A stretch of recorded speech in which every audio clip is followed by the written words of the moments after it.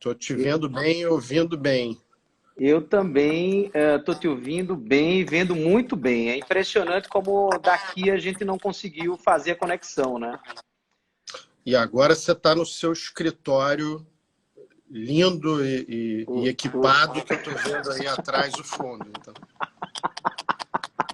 Hoje eu estou aqui no meu escritório, mudei um pouco o local da internet para ver se era o problema da internet, mas pelo jeito é um problema do fluxo quando sai daqui mesmo.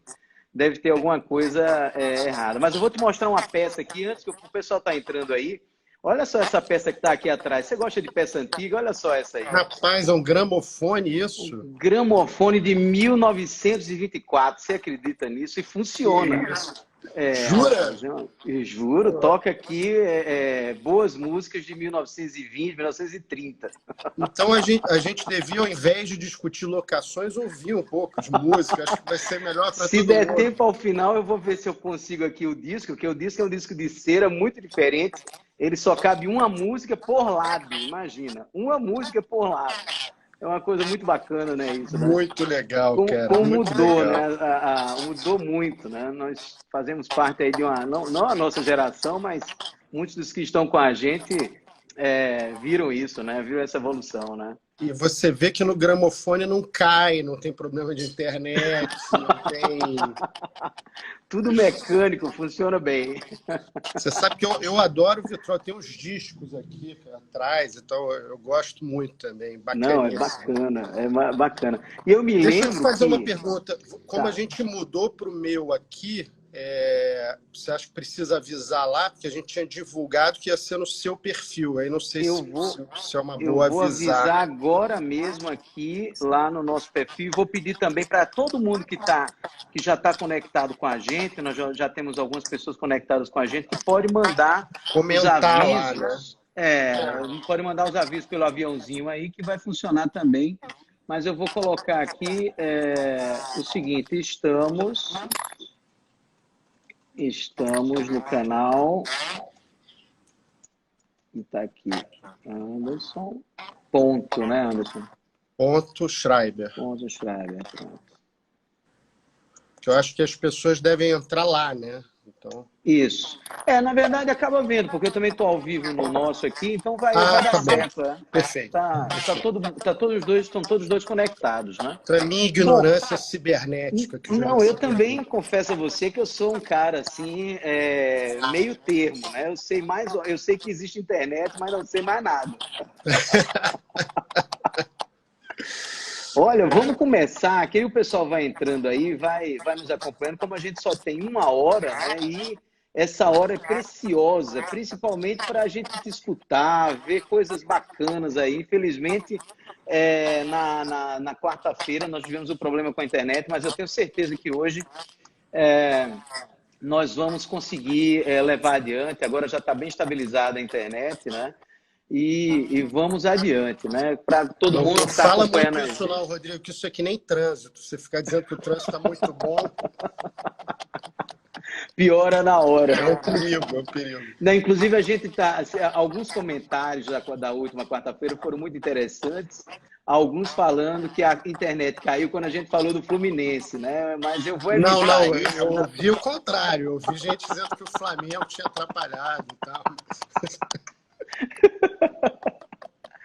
Bom, mas vamos em frente aí, vamos adiante, vamos tocar aí a nossa conversa, né? Esse assunto da locação é um tema muito interessante. Eu vejo muitos comentários a respeito do assunto na internet e vejo principalmente muita informação passada pela imprensa, né?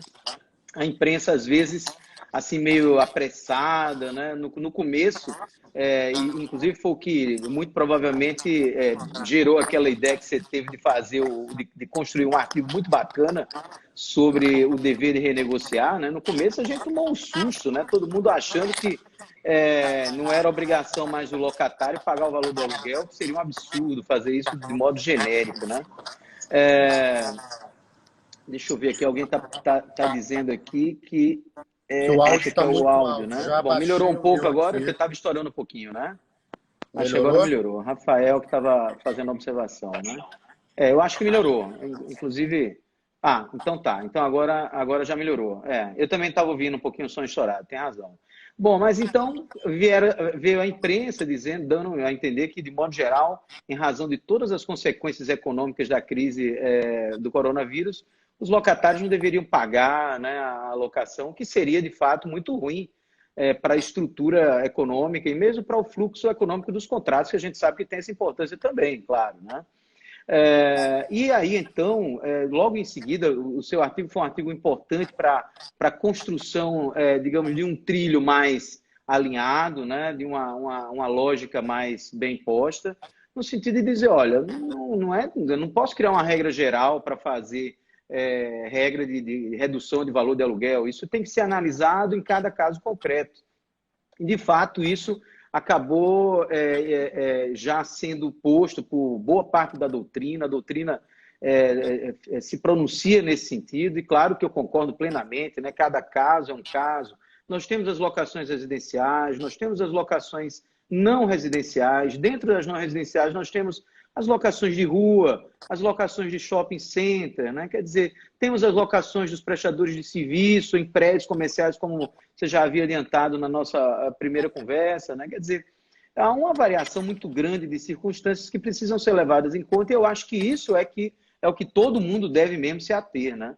Esse é o ponto que todo mundo deve se ater. Mas eu vou começar fazendo uma indagação. Isso tem uma curiosidade que eu mesmo tenho, e eu sei até porque o tema é polêmico, e você também já esboçou isso já na nossa primeira reunião na quarta-feira, mas é bom a gente estabilizar aqui essa informação. Quando você escreveu o artigo, você deixou bem claro. Bom, vamos devagar com o Andorra, inclusive o artigo tem esse título, né? Não é toda a hipótese que vai autorizar a redução da alocação. Além do mais, nós precisamos também analisar cada caso concreto, né? Tem a necessidade de tentar negociar o valor do aluguel novo, se for o caso, né? Então, esse dever de renegociar é o que põe muita gente em dúvida. Há realmente um dever de renegociar? É um pré-requisito para você ir a juízo? Esse é um ponto importante, né, Anderson? Vamos começar aí por ele. É um ponto polêmico, né, Rodrigo? Como você sabe, porque não existe uma previsão específica no nosso ordenamento jurídico impondo esse dever de renegociar os contratos que ingressam em desequilíbrio antes de adotar uma medida judicial, que seja uma ação revisional, uma ação de revisão do contrato, uma ação de resolução. Não existe uma previsão expressa disso, mas eu sustento que existe esse dever, foi o tema da minha tese de titularidade na UERJ, né, em 2017, e eu sustento, desde a pesquisa que eu fiz naquela época, que existe esse dever entre nós por força da cláusula geral de boa-fé contida no artigo 422 do Código Civil. O meu entendimento é de que, como o 422 impõe um comportamento que respeite a lealdade e a mútua confiança entre os contratantes, diante de um desequilíbrio contratual, têm o dever de renegociar. O que é esse dever de renegociar? Não é o dever de encontrar uma revisão extrajudicial necessariamente. Isso vai depender de uma série de fatores, né, do próprio convencimento de ambos os contratantes que existe uma real situação de desequilíbrio, né, da chegada a um consenso sobre como lidar com esse desequilíbrio se ele existir. Então, o dever de renegociar não é o dever de encontrar uma solução extrajudicial, mas é o dever de tentar encontrar essa solução, ou seja, o dever de ingressar em um processo de renegociação extrajudicial, né? Vários países do mundo hoje têm regras sobre isso, há várias normas internacionais que tratam disso. A gente pode citar, por exemplo, os princípios do UNIDROIT, o artigo 611 dos princípios do UNIDROIT para os contratos, eles tratam expressamente dessa situação. Então, o dever de renegociar, ele é, no fundo, um dever que se aplica a ambos os contratantes. O contratante que sofre o desequilíbrio, ele tem o dever de informar prontamente o outro contratante, né? Os princípios do UNIDROIT usam a expressão sem demora, né?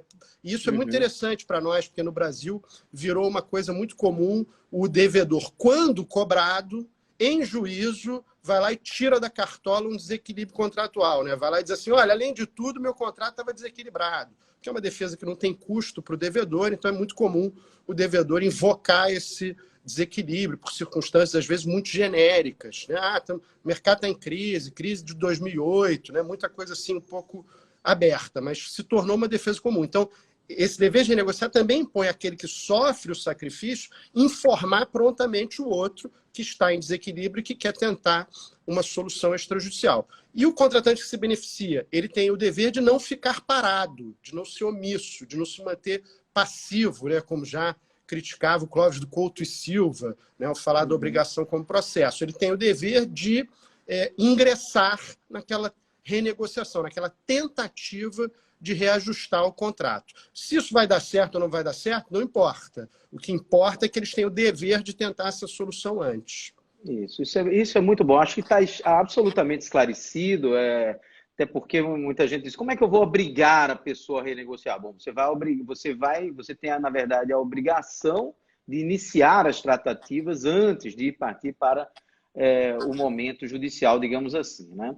Aí isso. vem E é interessante, Rodrigo, só complementando, nesse momento de pandemia, quer dizer, mais do que aconteceu historicamente nos últimos anos, quando a gente tinha fatores que normalmente afetavam um lado só do setor econômico e não outro, um setor específico, né? Nesse momento de pandemia, que todos estamos sentindo em alguma medida, em medidas diferentes, mas em alguma medida estamos sentindo o sacrifício imposto pela pandemia, eu tenho visto, seja como professor, porque as pessoas me ligam para falar de renegociações, seja como advogado no meu escritório, a gente tem visto muita renegociação dar certo. É claro que numa renegociação sempre você nunca alcança exatamente o que você quer, mas eu tenho visto muitas concessões recíprocas na prática diante disso. Os casos de intransigência são casos excepcionais nesse momento, que é um momento que nos conclama a todos a perceber esse sacrifício generalizado por qual todos estamos passando. Da quarta-feira para cá, eu analisei mais duas decisões judiciais, uma muito interessante que eu vi ontem à noite já, de uma pessoa que tinha feito a locação de uma área para colocar um frigorífico para guardar o peixe que ele pescava. Na verdade, o imóvel era de uma associação de pescadores, alguma coisa assim. E nesse caso específico, o juiz acabou exonerando o locatário da obrigação mesmo. Essa é a decisão que foi posta, né? Você veja como tem uma variação muito grande. Uma das coisas que mais chama a atenção da gente é que lá na proposta do regramento transitório, né, de direito privado, do RGEPT, né, havia um parâmetro, de fato, para você tentar achar o ponto ideal da renegociação ali no contrato de locação, né? Isso foi retirado, pelo menos no Senado isso foi retirado, né? E deixou em aberto, me parece que é o correto, deixa em aberto nas mãos das partes. As partes é que tem que achar o ponto certo ali desse número, se vai pagar, se continua 100%, se diminui 20%, se diminui 50%, se diminui 70%, enfim. É isso que deve ser levado em conta em cada caso concreto. Mas seria interessante também a gente aqui estabelecer nessa conversa da gente, e até a gente tinha selecionado isso no item número 4 da nossa conversa, quais são os parâmetros, né, que as pessoas podem adotar, o que é que, principalmente o magistrado também acaba pegando um problemaço na mão, né, porque ele vai ter que discutir, ele vai ter que descobrir ali meio que tateando ainda numa cognição muito sumária, se aquilo que o locatário está dizendo, olha, eu reduzi muito, eu não posso pagar, ou então eu perdi o emprego, não posso pagar a minha locação residencial, quer dizer, ele de fato, o locatário acaba pegando uma situação muito, muito delicada para resolver a priori, né, digamos assim. E era bom a gente tratar de alguns parâmetros. O que é que você diria? Quais os parâmetros que a gente poderia adotar nessas circunstâncias? Qual é a sua ideia sobre isso aí? Eu acho, como você já colocou, que um parâmetro geral por intervenção legislativa dar um desconto de 20% para todas as locações, para ser pago posteriormente, parceladamente, como era a ideia do projeto de lei, é um parâmetro muito difícil, porque é muito difícil a gente criar um parâmetro uniforme para todas as locações na realidade brasileira, tendo em vista, por exemplo, que a gente tem cidades onde há restrições governamentais severas e cidades onde não há, por exemplo, essas restrições. Então, o primeiro ponto é que um percentual geral, assim, aplicável a todos os casos, ainda que por intervenção legislativa, eu acho muito difícil, né? O que a gente tem visto na experiência estrangeira, e é nesse caminho que foi o projeto de lei encaminhado para a Câmara, é simplesmente a suspensão do despejo liminar. A gente vai falar disso, você já começou a falar disso na quarta, mas é interessante ouvir sobre isso também, mas é esse o caminho. Criar um parâmetro de desconto é muito difícil.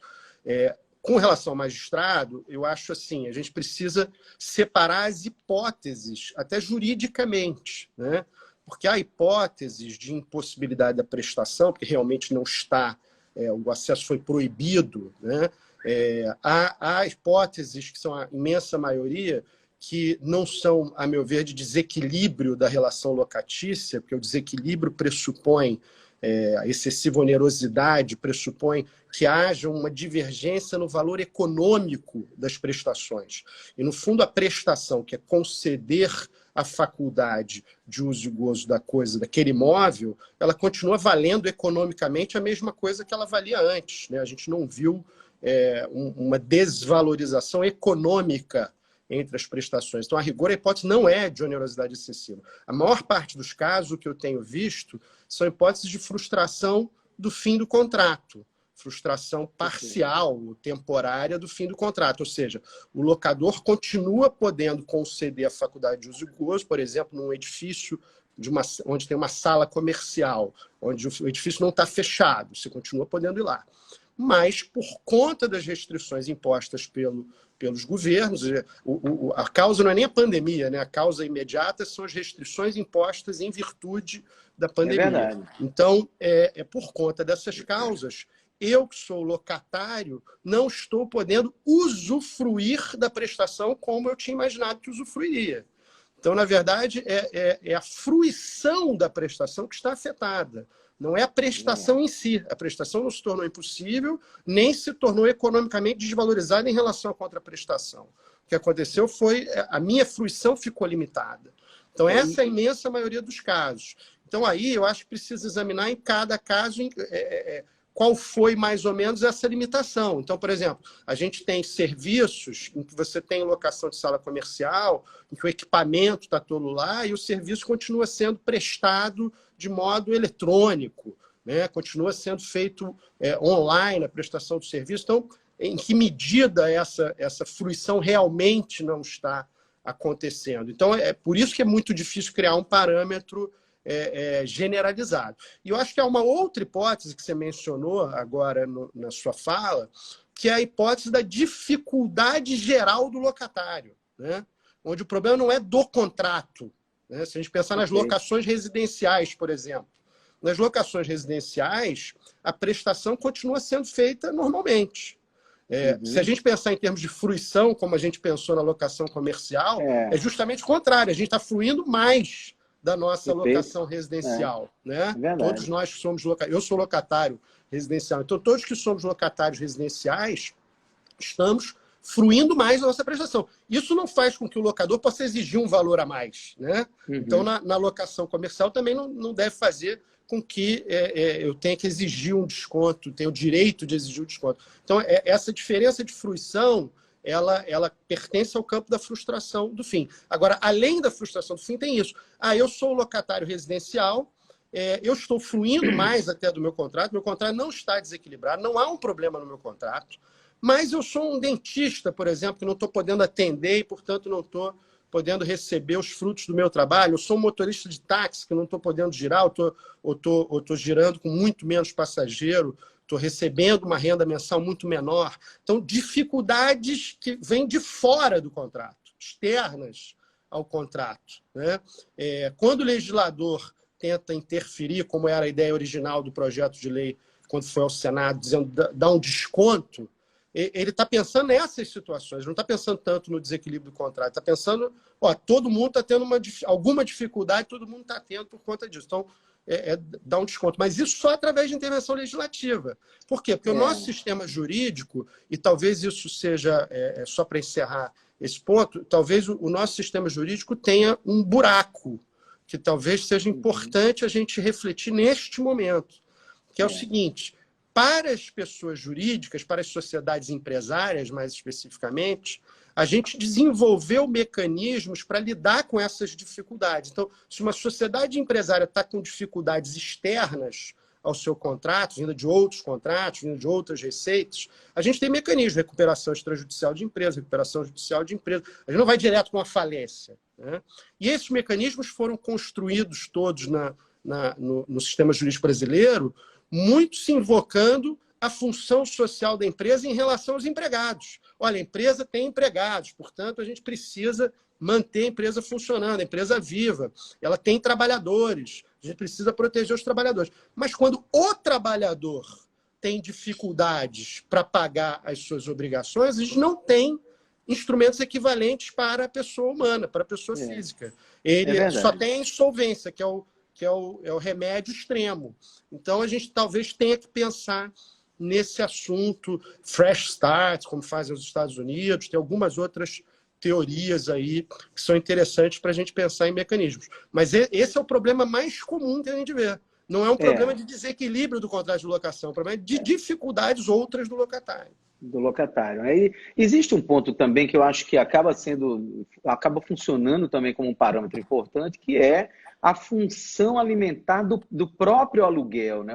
Por outro lado, existe o locador que precisa muitas vezes, até às vezes exclusivamente do valor do aluguel, né? Então, acho que quem tiver de decidir, portanto, o magistrado ou mesmo os advogados, na hora de fazer a proposição da renegociação, caso já esteja na mão do advogado, eu acho que isso também deve ser levado em consideração, né? Poxa, quem é que está recebendo aluguel? É uma pessoa um idoso que passou a vida inteira ali comprando 2 ou 3 apartamentos, ou 2 apartamentos. Às vezes tem casos interessantes em que a pessoa adquiriu um apartamento, adquiriu uma loja comercial, e daí então foi morar alugando, ele alugando, na verdade, né? Então ele precisa da renda das locações dele para poder sobreviver, para comprar o mantimento, para o pagamento da moradia, né? Quer dizer, esse aspecto da visão do locador também é um parâmetro importante na determinação da eventual redução, ainda que temporária. Aliás, essa redução,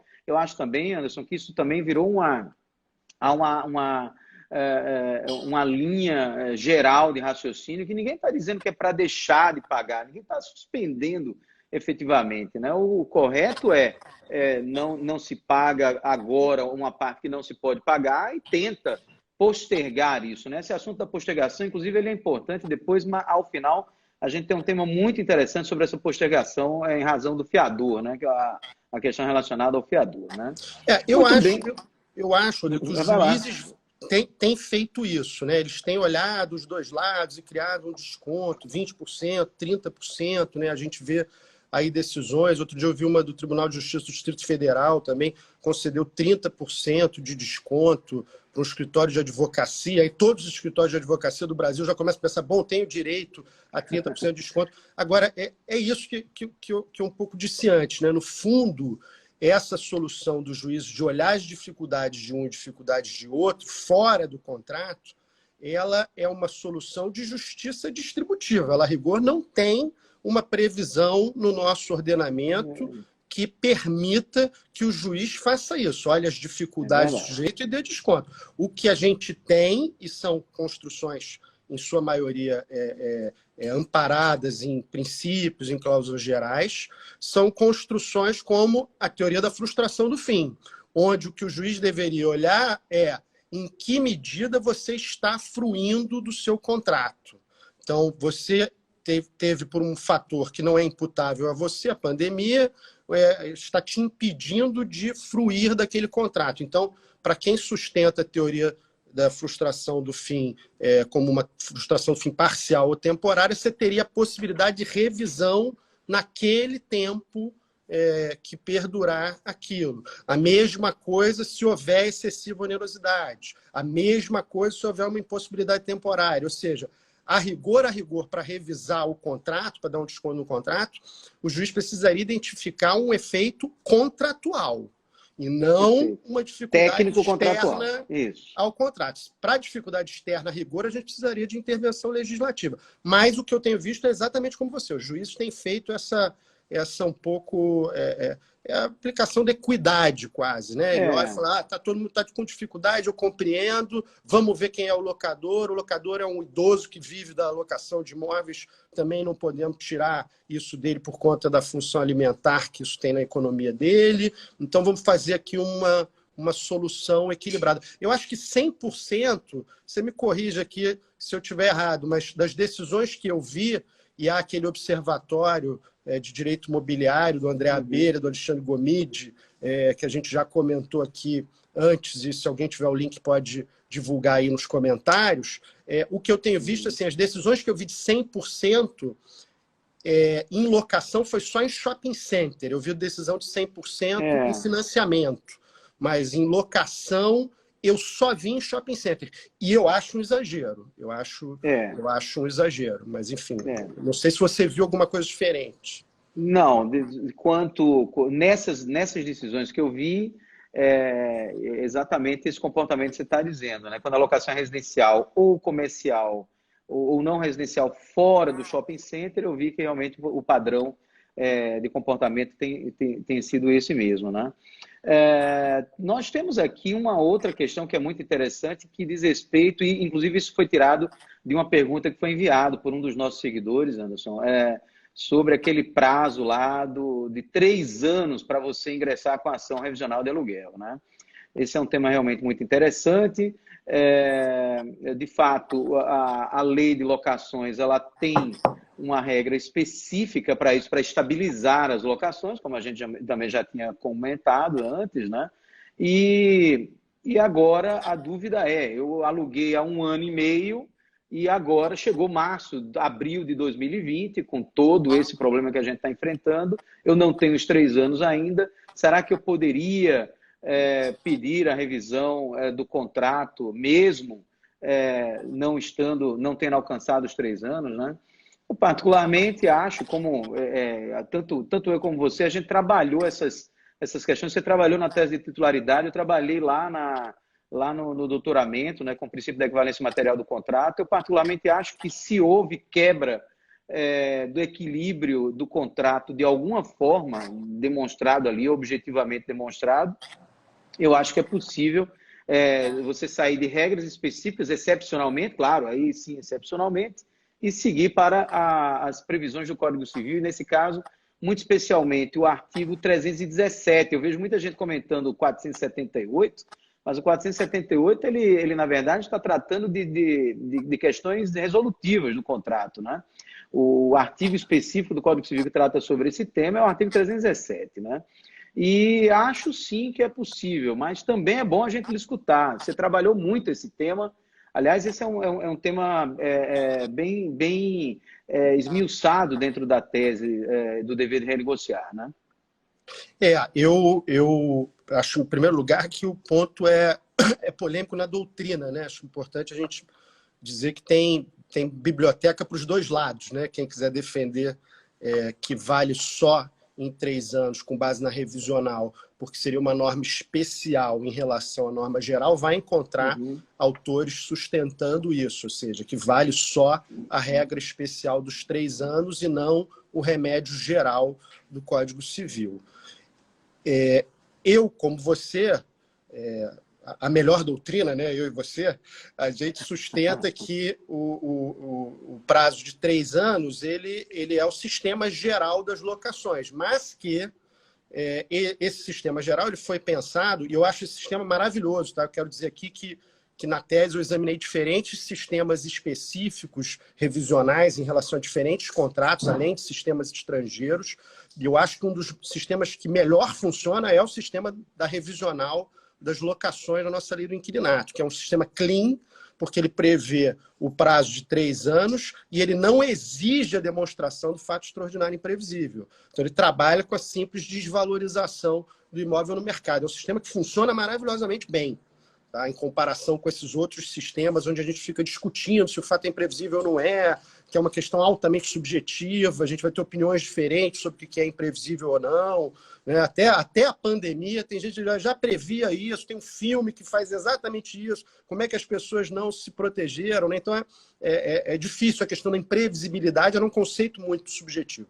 Então eu acho ótimo o sistema das locações, mas eu entendo que ele foi pensado para essa desvalorização imobiliária. Portanto, numa situação que escapa a essa teleologia da norma, a essa intenção objetiva da lei ao estipular esse sistema, a gente poderia ter o recurso ao artigo 478 ou 317, dependendo do que a pessoa quer. Naturalmente, se ela quer revisão, 317. Então, seria para o sistema geral, para o remédio geral do Código Civil. Entendo que é possível, sim, fazer isso antes dos 3 anos. De novo, teria que ter os requisitos da excessiva onerosidade, da extrema vantagem, etc. Todos os requisitos que estão lá listados no 478, que, na verdade, são puxados pelo 317. É interessante lembrar, o 317, no projeto original do Código Civil, ele não foi pensado para isso, né? Ele foi pensado para inflação. Tanto que o artigo diz que o juiz poderá corrigir, né, o valor da prestação, mas os termos abertos dele permitiram que a doutrina brasileira construísse essa ideia de que o 317 serve para revisão. E isso também é interessante, né? Se a gente olhar, o Código Civil, na verdade, no 478, ele opta pela resolução.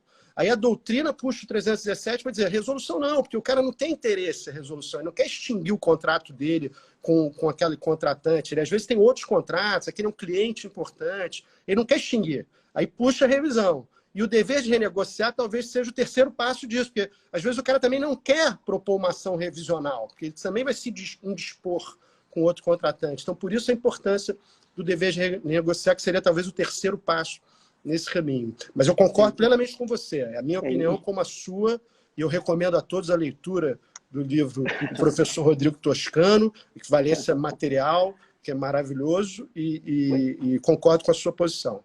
E Anderson, lá no Equivalência Material também, você tocou no assunto que também está posto lá, que é o seguinte, pode ser que a parte peça a resolução do contrato, com base no 478, mas eu, em contrapartida, tenho interesse de manter o contrato. Eu topo revisar, eu não quero resolver, né? Inclusive, há uma discussão muito forte em torno desse assunto, que é um assunto também processual civil, né? Mas eu acho que para estabilizar qualquer discussão de processo civil, caso a parte peça a resolução com base na excessiva onerosidade e o outro deseje pedir a revisão, seria importante fazer um pedido contraposto na reconvenção, né? Reconvir, embora alguns achem que não. Eu até também gosto da tese dos que dizem que não, se eu estou pedindo mais, por que o juiz não pode fazer o menos, que seria revisar, né? Mas eu acho que para estabilizar do ponto de vista processual, se um quer resolver com base no 478, que tem quase os mesmos requisitos do 317, que trata de revisão, e o outro quer revisar, se eu fizer um pedido em reconvenção, o juiz ele vai estar obrigado a também analisar, inclusive prioritariamente mantendo o contrato, né? Aliás, mais do que nunca. 479, agora nós...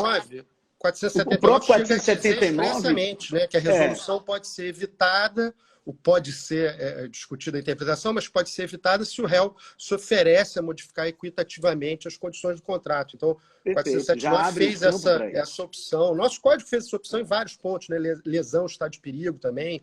Ele dá a possibilidade sempre de você evitar o remédio drástico se oferecendo para isso. Hoje tem até gente sustentando, autores sustentando, que antes do processo, ou seja, que aí discute-se processualmente, seria condição da ação, o que é. Quando você ingressa com a ação, você deveria demonstrar que você já tentou essa solução extrajudicial, já cumpriu o seu dever de renegociar, sob pena de não haver a configuração de uma pretensão resistida e, portanto, você não ter... Aí o processo atual discute, porque depois do Código Civil de 2015, possibilidade jurídica do pedido, sem interesse processual, etc. E saiu recentemente, eu vou divulgar hoje aqui no perfil, não sei se você já leu, Rodrigo, mas um artigo do desembargador Marco Aurélio Bezerra de Mello, nosso querido Marquinho, tratando exatamente disso, o dever de renegociar como uma etapa anterior a essas ações judiciais necessariamente, né? Muito bom, eu não vi ainda, mas eu acho que a gente, todos devem ler, né? O desembargador Marco Aurélio, de fato, tem tido uma importância grande nessa questão da interpretação desses assuntos dos contratos na época de pandemia, né? Muito interessante também. Vamos ler, com certeza. Agora, na nossa rota também aí, nós temos alguns pontos relacionados à RJET. Na quarta-feira, eu vi que estava aquela confusão lá na nossa transmissão, e eu acabei não tendo condições de comentar isso, mas muita gente perguntou o que era RJET, né? Muita gente, de repente, não está aí antenado com essa questão. E nós temos um projeto de lei, que é o projeto de lei 1179, que está tramitando no parlamento, agora ainda parado lá na Câmara, já passou pelo Senado, está paralisado lá na Câmara esperando a distribuição para o relator. Mas esse projeto de lei, eu estou aqui com ele aberto, ele trata sobre o regime jurídico emergencial e transitório das relações jurídicas de direito privado. E tem uma siglazinha chamada RJET para facilitar, para a gente não ter que estar o tempo inteiro repetindo isso. E lá no RJET, pelo menos no texto que passou pelo Senado, né, tem um artigo 9º, pelo menos a numeração atual, ninguém sabe se isso vai prevalecer até o final, que diz que não se concederá liminar para desocupação de imóvel urbano nas ações de despejo a que se refere o artigo 59, parágrafo 1º, incisos 1, 2, 5, 7, 8 e 9 da Lei de Locações, a 8245, locação de imóvel urbano, né? O tema aqui, ele passa, logicamente, pelo despejo, né? E também tem sido objeto de muita análise por parte da imprensa, né? A imprensa sempre comenta isso, né? Não pode mais ser despejado durante o período de pandemia. E veja, primeiro, o RJET não entrou em vigor ainda. Se entrar, ele vai delimitar as hipóteses de despejo só para esses casos. Só não vai poder haver despejo nesses casos que estão ditos aqui nesse dispositivo. Pelo menos é o que ele está querendo dizer, né? O que implica dizer que, se alguém tem uma sentença com trânsito julgado e em fase de cumprimento para despejo, em princípio, esse despejo poderia ser executado, né? Uma das questões que tem passado pela minha cabeça, quando a gente trata esse assunto, é exatamente o seguinte: mesmo que o RJET entre em vigor, dizendo que, olha, não pode haver despejo nos tais incisos aqui, o inciso que mais chama atenção, do artigo 59, parágrafo 1º, quando ele diz aqui, com as modificações constantes deste capítulo, as ações de despejo terão um rito ordinário. Aí vem parágrafo 1º, conceder-se-á liminar para desocupação nas ações que tiverem para desocupação em 15 dias, independentemente da audiência da parte contrária, e desde que prestada a caução, no valor equivalente a 3 meses de aluguel, nas ações que tiverem por fundamento exclusivo. Aí tem o inciso 9º. Esse inciso 9º fala da falta de pagamento do aluguel, que é, digamos assim, o que praticamente preenche 80%, vamos chamar assim, dando um chute, dos casos de despejo, né? Então, o que me passa pela cabeça é o seguinte: mesmo que o RJET entre em vigor, eu acho que o juiz, no momento do cumprimento da sentença, ou seja, eu estou falando, não estou nem falando das liminares. As liminares, tudo bem, ele vai ter que cumprir o que está aí já dito na lei, vai se transformar em norma, então você vai cumprir o que está dito na lei. Mas mesmo que seja naquela fase de cumprimento de sentença, eu acho que o juiz, analisando o caso concreto, pode também evitar o despejo. Veja, mesmo com a entrada em vigor do RJET. Eu estou dizendo isso porque hoje eu acho que pode, não tem proibição nenhuma, ele está analisando caso concreto, não há regra geral sobre isso, né? Eu acho até que ele pode se basear no projeto de lei para evitar a liminar, por exemplo, mas só para evitar a liminar ali, ele pode criar uma outra circunstância. A gente mexe muito com direito civil constitucional, né, Anderson? E quando a gente mexe com direito civil constitucional, a pessoa humana acaba entrando no centro da atenção também da interpretação, né? Então, poxa, será que você vai tirar uma pessoa que precisa efetivamente, está vivendo com a família ali, numa fase difícil, não tem para onde ir? Quer dizer, eu acho que essas circunstâncias, mesmo com o RJET, vão acabar sendo levadas em consideração, né? O que é que você acha sobre isso? Rodrigo, eu acho difícil, é polêmico, né? Eu acho assim, a gente entra um pouco naquela situação. Primeiro, eu acho que o RJET, assim, ainda tem o processo na Câmara, né? Ele tem várias, acho que todos devem se informar sobre ele tem várias disposições muito interessantes. Há uma previsão, por exemplo, de suspensão de prazos prescricionais. Eu entendo que o ideal seria prorrogação e não suspensão, mas ele trabalha com prazos prescricionais.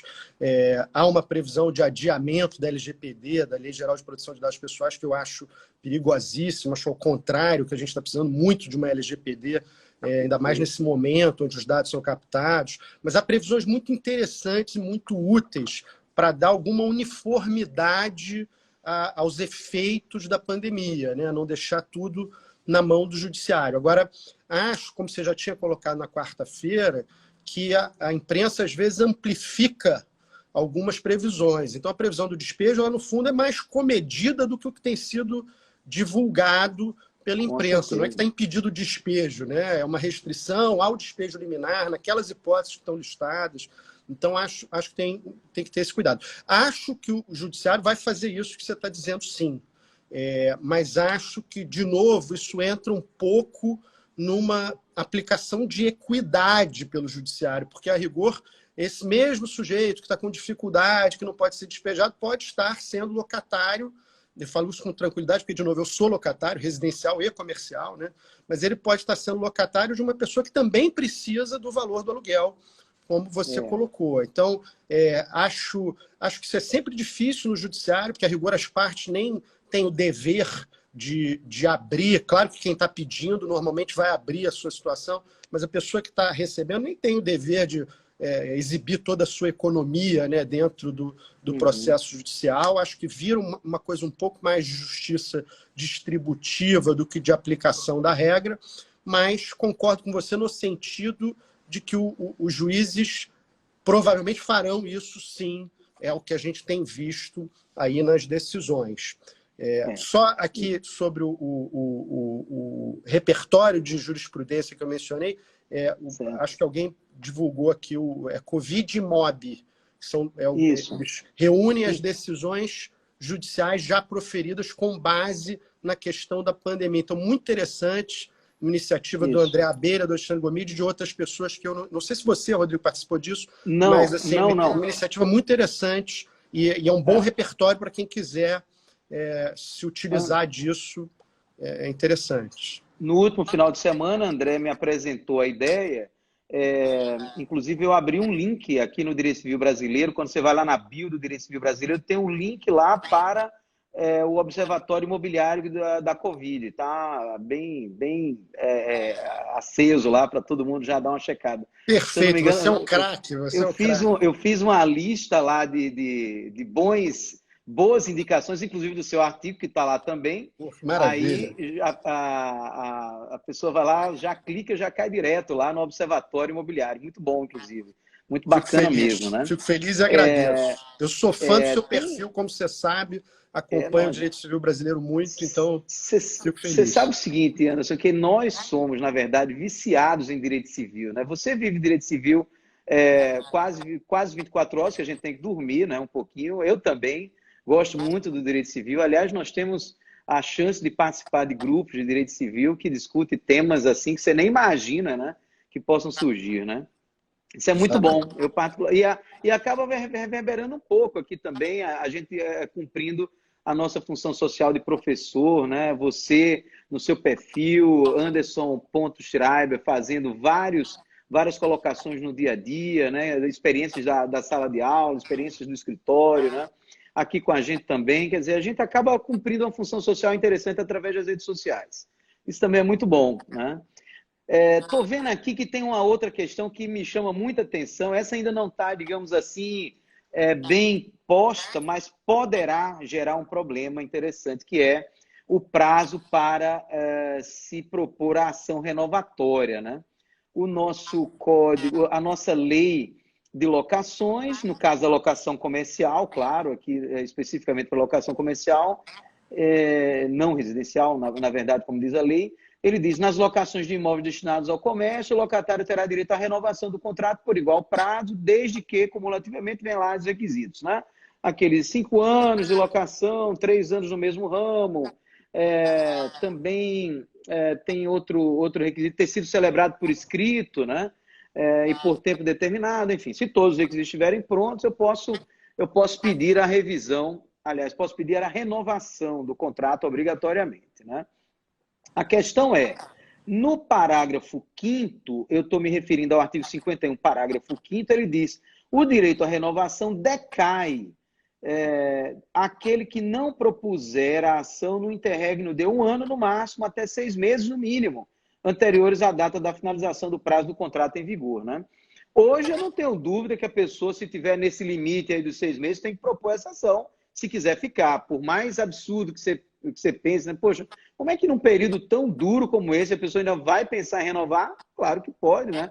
Pode ser que tem muitos ramos que continuaram rendendo bem, até melhor do que rendia antes, né?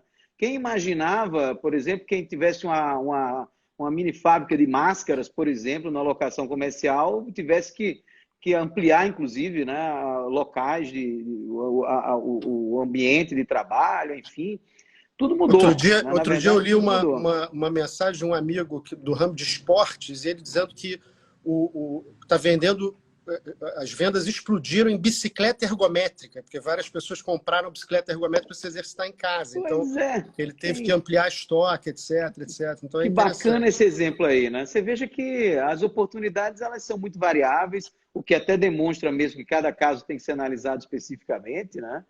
E o grande ponto é o seguinte, esse amigo que está com essa necessidade, ele poderia muito bem ingressar com a ação renovatória dele, né? Então, não pode se esperar, porque o prazo realmente, o parágrafo 5º está em vigor, não há dúvida nenhuma. O grande problema é o seguinte, se o RJET entrar em vigor, e aqui eu confesso a você que eu tenho muita dúvida sobre isso mesmo, sabe? Eu não sou, digamos assim, um denso conhecedor sobre as regras de prescrição e decadência, mas o RJET vai tratar do assunto da seguinte forma, os prazos prescricionais consideram-se impedidos ou suspensos, conforme o caso, a partir da entrada em vigor desta lei até 30 de outubro de 2020. Né? No parágrafo 2º, ele diz, este artigo aplica-se à decadência. Por que eu estou grifando assim bastante a decadência? Porque o prazo lá do 51, parágrafo 5º, é decadencial. Né? Então, a suspensão ele diz, este artigo aplica-se à decadência conforme ressalva do artigo 207. Então, eu confesso a você que eu tenho dúvida sobre isso. Será que se entrar em vigor o RJET eu vou poder esperar e não cumprir aquele prazo do mínimo de 6 meses, por exemplo, de 1 ano a 6 meses? Esse prazo vai ser alterado? O que é que você pensa sobre isso? Esse é um assunto que eu acho interessante, principalmente se o RJET realmente entrar em vigor. Né? Essa discussão é riquíssima, né, Rodrigo? O primeiro prazo da renovatória é um dos prazos mais capciosos do direito civil e processual civil brasileiro, né? Porque ele é um prazo que você tem que, na verdade, você tem que estar tomando atitudes antes de chegar ali na reta final. 6 meses antes, no mínimo. Exatamente, né? Exatamente. Então é preciso estar muito atento ao prazo das renovatórias, né? Esse é um dos motivos pelos quais eu mencionei antes que eu sinceramente defendo que a melhor solução em relação à prescrição e à decadência seria a prorrogação dos prazos, e não a suspensão ou impedimento, como o atual projeto de lei que está na Câmara, do RJET, ele prevê. Por quê? Porque você imagina o seguinte, prazo da responsabilidade civil contratual, por exemplo, atualmente, que é 10 anos, segundo o STJ. Daqui a 8, 9 anos, as pessoas vão estar fazendo conta para saber se aquela lesão aconteceu dentro ou fora do período da pandemia. Quer dizer, quando esperamos todos que a pandemia já seja uma lembrança distante para as pessoas que estão naquela geração, ou, enfim, que estão começando a advogar. Então, a suspensão e impedimento, para mim, não é uma boa solução. Eu acho que o que a gente deveria prever seria uma prorrogação geral de prazos prescricionais e decadenciais que terminam nesse período, talvez até o fim do ano, né, para mais 6 meses do ano que vem. Pronto, com isso a gente resolveria de uma maneira muito mais limpa, a meu ver, que geraria outros problemas, a gente prevê suspensão e impedimento. Então, acho que esse é o perigo das regras de exceção, né? A gente começar a mexer no sistema. Quando a gente mexe no sistema, a gente cria repercussões outras que a gente provavelmente não está enxergando com clareza ou não tem tempo de debater com a profundidade que isso exige, porque justamente é uma solução emergencial, né? O próprio nome é RJET, é Regime Jurídico Emergencial e Transitório. Portanto, criar uma suspensão e impedimento que vai repercutir sobre prazo de 10 anos e, portanto, vai se aplicar lá na frente, não faz sentido. Esse dispositivo que você citou do RJET, ele é muito ambíguo, na verdade. Então, ele cria, a meu ver, dificuldade com relação aos prazos decadenciais, porque a ressalva 207 é justamente que não se aplicam à prescrição, né? As causas de impedimento e suspensão, né? Não se aplica à decadência. Então, isso está mal resolvido, a meu ver, ali no projeto de lei. Acho, de novo, a Câmara vai examinar isso. Há muitas pessoas, há muitos deputados e assessorias de deputados pedindo sugestões, pedindo análises mais depuradas para professores de direito civil e para outras pessoas envolvidas com os temas específicos. Há a questão do direito de arrependimento, por exemplo, do CDC, que o projeto de lei também está afastando e que é polêmico. Enfim, há algumas questões. O projeto é bom, ele é oportuno, mas há algumas questões ali que merecem reparo e uma dessas, sem dúvida, é a questão do reflexo dessa suspensão e impedimento sobre a decadência. De novo, acho que a melhor solução era a prorrogação, mas o sistema democrático é isso. Passe o que passar, o importante é estar claro para quem lê o projeto de lei, né? É verdade. Anderson, olha, eu estou vendo aqui que o nosso tempo está esgotando. É impressionante como papo bom acaba passando o tempo sem a gente perceber, né? E eu vou tratar desse assunto dos fiadores, que eu vejo que é um assunto que tem chamado a atenção de muita gente tem algumas dúvidas, né? E a questão basicamente é a seguinte: lá no nosso Código Civil nós temos uma regra, eu não me recordo agora qual é o artigo, não sei se você lembra, artigo 836, alguma coisa assim, né? Sim. Que trata da exoneração, deixa eu ver se é isso mesmo, acho que 835, né?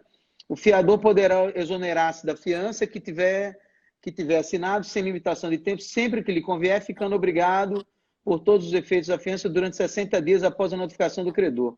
A obrigação não é essa aqui, mas enfim, tem um dispositivo de lei que trata justamente... Eu não sei exatamente o que você vai perguntar, mas eu acho que você está falando do 366 do Código Civil, que é o que diz que na novação o fiador fica exonerado, não é isso?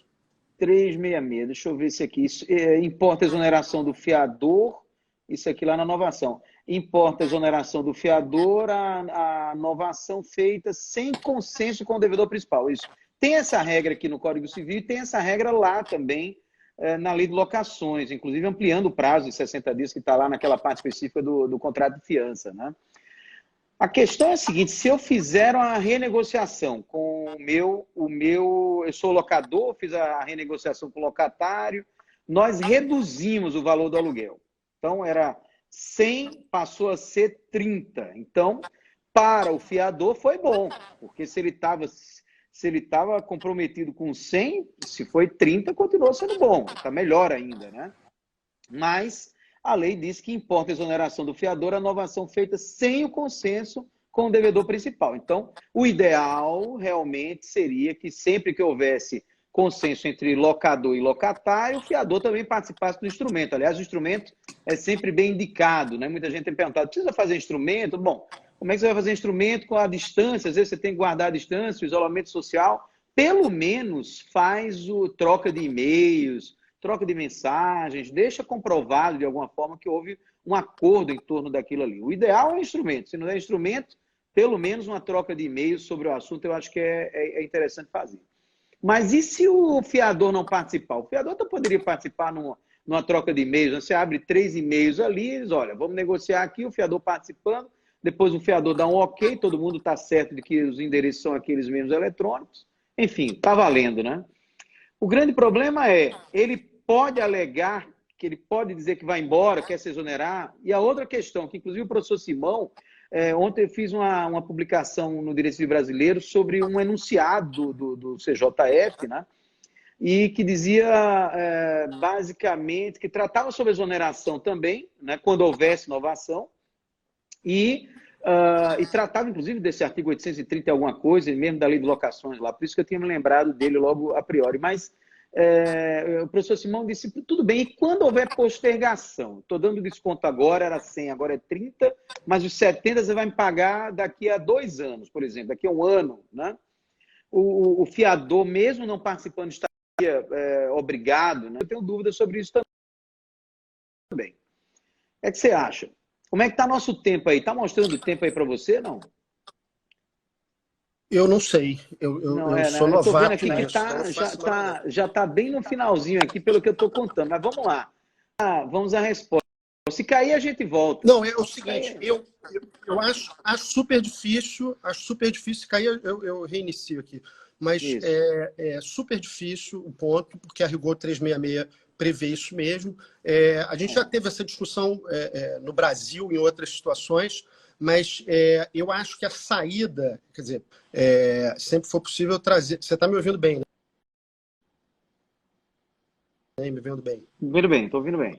Sempre foi possível trazer o fiador. Se o fiador não participa por alguma razão, eu acho que a saída é a seguinte, sustentar que é abuso do direito do fiador invocar a exoneração diante de uma alteração que se limite à prorrogação desse valor do aluguel, porque não traz prejuízo a rigor para o fiador. Eu acho que essa é a saída. É polêmico, porque o efeito extintivo da novação, a rigor, se aplicaria independente da invocação, então não é necessariamente algo que dependa da iniciativa do fiador, portanto é um efeito extintivo automático, mas eu acho que essa é a saída que a gente pode ter para esse tipo de situação. Tá? Claro, dentro do possível, trazer o fiador sempre para esse, ainda que seja assim, informalmente, por e-mail, pedindo só um ok depois no final, se não quiser participar da renegociação, o fiador, mas ter de alguma maneira essa anuência é o mais cauteloso. Agora, se isso eventualmente aconteceu, o advogado que pega o caso onde isso já aconteceu, por exemplo, eu acho que a saída é invocar abuso do direito, artigo 187 do Código Civil, e dizer que, na verdade, o 187 diz também comete ato ilícito, né? Mas é o artigo que exprime a nossa tradição de reprimir o abuso do direito e dizer, olha, é um abuso do direito do fiador ele dizer que quer se exonerar diante disso. De novo, o efeito extintivo da inovação, em teoria, aplicar-se-ia automaticamente, mas eu acho que esse é o caminho e acho que o judiciário seria sensível a uma tese construída com base no abuso do direito. É verdade. Sem falar que quando houver redução mesmo, não há prejuízo nenhum para ele, né? Esse é que é o ponto que é interessante. Quando houver postergação, acho mais complicado, porque essa postergação pode gerar algum ônus maior por conta do tempo, por conta da aplicação de juros, eventualmente. Né? Então, a própria a atualização monetária, enfim, que ninguém sabe o que é que vai dar a partir de agora com tudo que vai ser gerado em sentido econômico, né? Enfim, realmente pode haver uma discussão. Se houver prejuízo, talvez ele não responder pelo excesso disso, né? Talvez pelo excesso disso só, né? Para guardar o equilíbrio aí mesmo, né? Muito bem, Anderson, olha, eu estou vendo aqui que o tempo acabou também, já está bem no finalzinho aí. Eu vi que ainda agora há pouco uma pessoa lembrou bem aqui que quando a gente for encerrar, a gente vai ter uma opção aí para gravar, para deixar gravado no Instagram, né? Para que as pessoas possam ver. Alguns precisaram sair, deixaram dito. Isso aqui eu estava vendo aqui no bate-papo. Vou tentar né? com carinho aqui, que é a primeira vez que eu faço. Eu acho que quando encerra já aparece a opção salvar e já vai ficar aí. Vai ser tranquilo. Infelizmente a gente teve aquele problema no começo da transmissão, mas olha, pessoal, eu queria já agradecer muito aqui pelo fato de todo mundo participar. Anderson, é bom que você também faça aí uma despedida, né? Porque a gente já está com o tempo bem no finalzinho já. Não, eu queria só te agradecer pela iniciativa. Eu sou, de novo, fã do seu direito civil brasileiro. Acho que você divulga todas as questões de direito civil mais atuais com uma linguagem muito simples, muito interessante, muito atrativa.